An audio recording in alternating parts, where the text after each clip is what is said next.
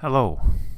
I'd like to take a look at the topic of whether we need more emphasis in society on providing help for the so-called mentally ill, those so-called struggling emotionally or financially,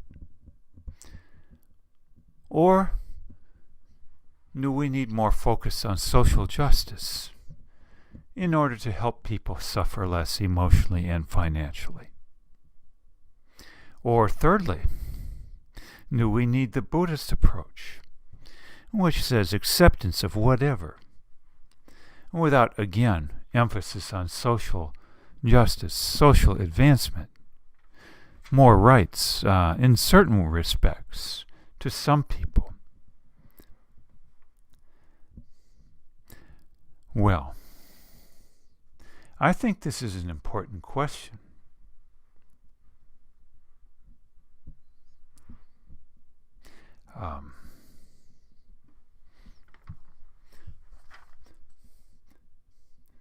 For consider the approach of so-called mental health assistance being one of two types.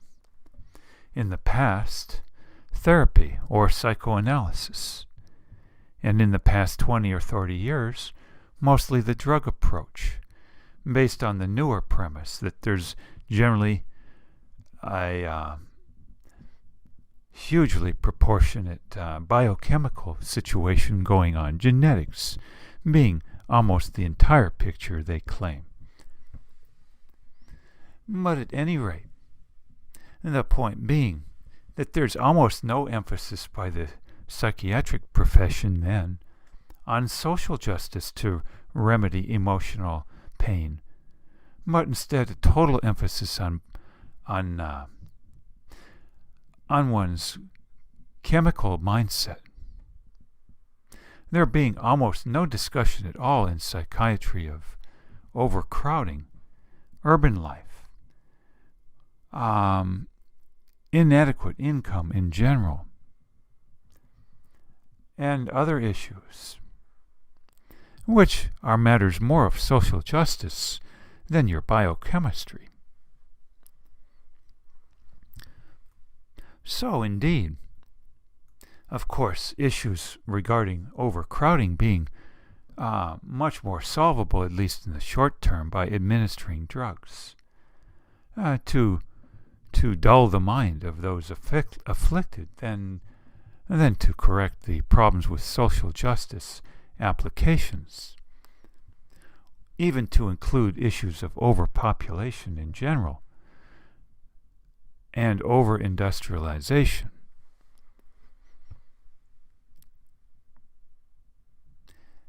So, another interest of mine in this whole avenue is formerly the application of therapy to try and address emotional stress.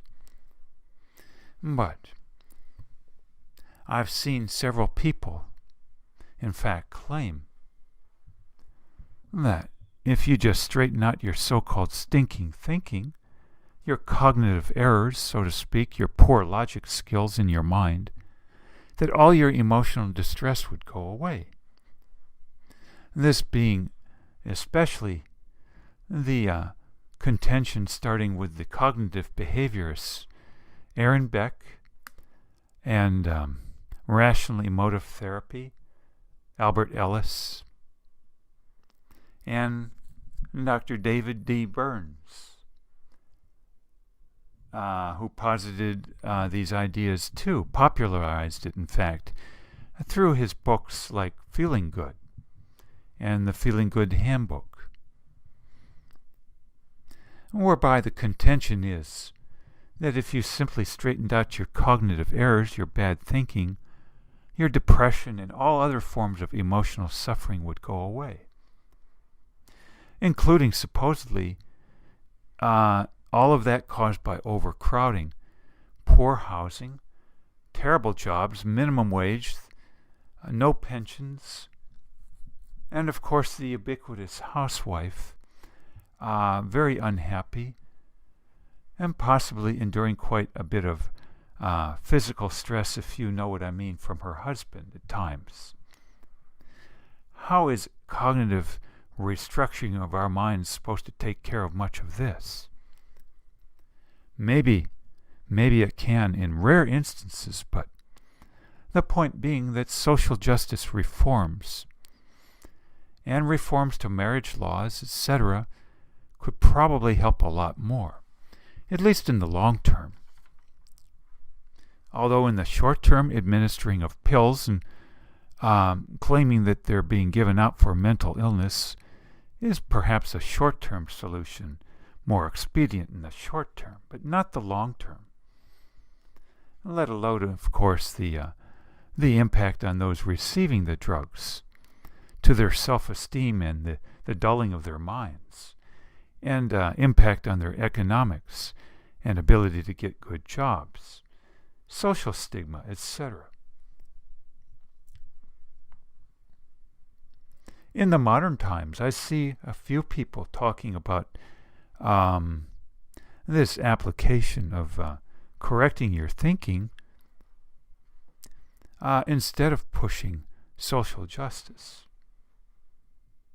I see it coming particularly from those of the Eastern Buddhist perspective, in one form or another, whereby it's urged that we either correct our thinking or adapt more acceptance of what is. But here's the rub. If this were easily possible, why wouldn't we all be doing it, or why wouldn't therapy be working? Why wouldn't the cognitive therapy approach, in fact, be a big-time means of addressing all sorts of things instead of drugs, psychiatric drugs? Again, also regarding hardcore addicts and alcoholics who go to rehab. Do you really think they come out addiction-free as a result of cognitive behavioral therapy? I don't think so. This, of course, being part and parcel of videos put out by Russell Brand in England, who has complained bitterly, in fact, that those going to rehab almost inevitably come out with a new addiction called a methadone addiction. And he would like to see, of course, this go by the wayside and people be on their own with clearer minds and less stigma by having overcame the issues. But how do you overcome them cognitively with so-called cognitive therapy if that's a drop-in-the-bucket approach to overcome issues of lack of social justice with regard to good housing, good jobs, meaningful jobs, and jobs that don't require a colossal amount of time each day, that strip us of our relationships after work, leave us highly stressed, and too little time in general for self-growth, learning, exploring, enjoying life. These are all questions I bring up. Now there have been examples of those who seem to be able to pull off this cognitive restructuring. I give you, for instance, Einstein,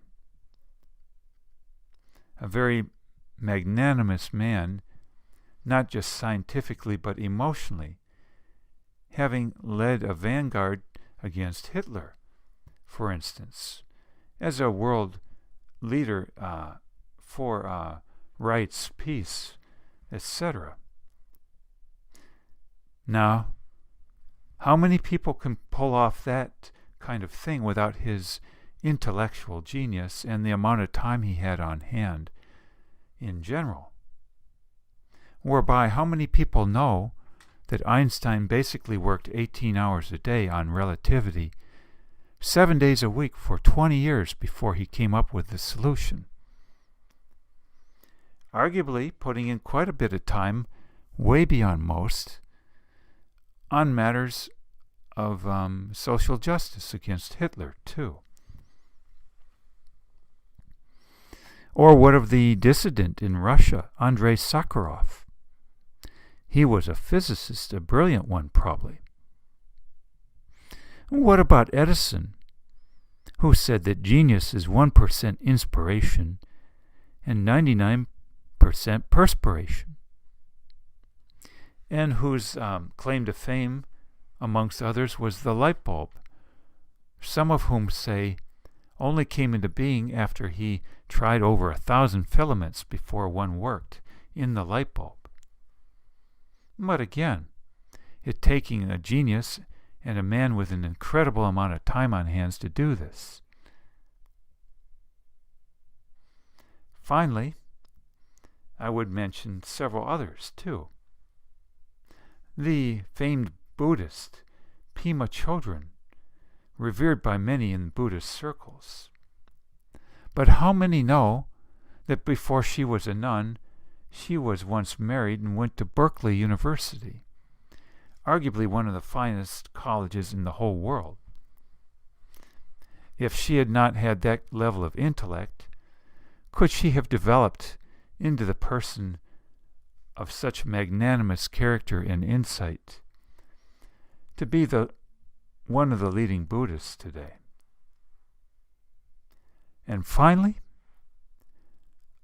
the philosopher Nietzsche, who once said a very interesting phrase: "A married philosopher is a joke."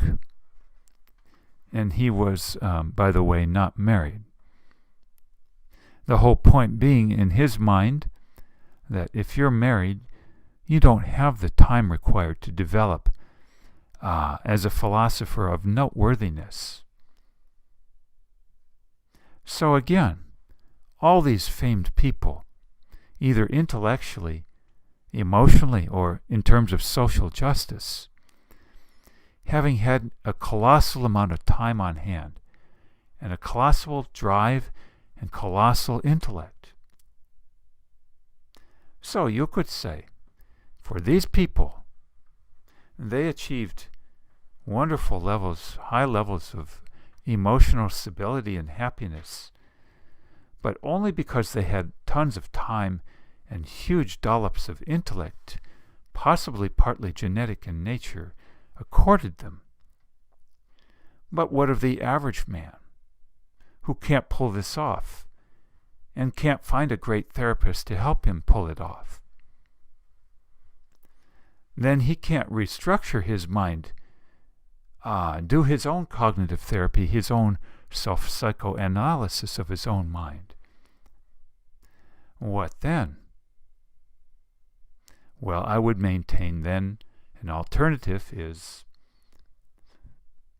the alternative of more social justice, to relieve some of the stressors on us that some are saying should be corrected with cognitive therapy or mind restructuring. But if you don't have the intellect to do that, or can't get the proper help, it arguably even not existing, except in a few people in the whole world, then isn't social justice the best option? Instead of drugging people to death, muting their minds. I put this out as food for thought. Naturally, the whole concept of social justice has many aspects and can be unfortunately applied very militantly and very much in a manner of attitude of superiority and grandiosity. But still, the concept of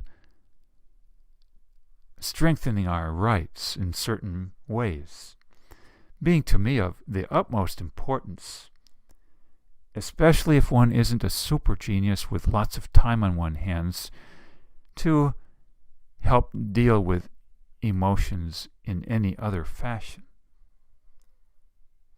Otherwise, why would we even have lawyers? Why would we even have laws? Why would we even have jails if there weren't a need for social justice? Why wouldn't we just say, let anyone do anything to you that they feel like, and you should just either take a pill or go get some cognitive therapy to straighten out your stinking thinking that makes you feel bad about it. Naturally, that's kind of a ridiculous idea, I think. That's why we have laws. Laws being a form of social justice. I would simply say that, in my mind, let's not have more laws, but take more of a look at what our basic needs are, or rather our basic rights are, and strengthen those, as opposed to more social justice in terms of more laws. But the laws not addressing our certain, quote, inalienable rights. I wish you well. Food for thought.